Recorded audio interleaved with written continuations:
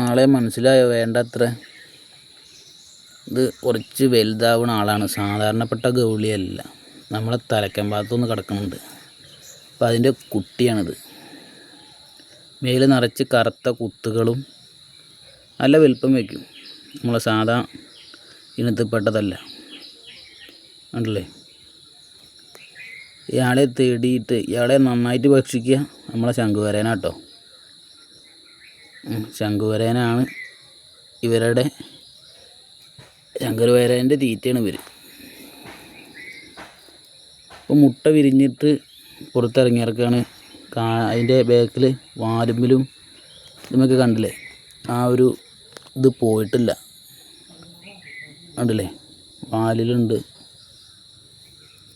ഒരുപാട് സ്ഥലത്തുണ്ട് ഉള്ളത്. അപ്പോൾ പിന്നെ നമ്മളെ ഉപദ്രവിക്കണില്ല. ഇതാണ് അവൻ്റെ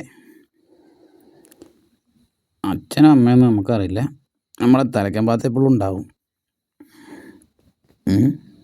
കണ്ടില്ലേ, നല്ല വലുപ്പമുള്ളൊരു അദ്ദേഹമാണ്.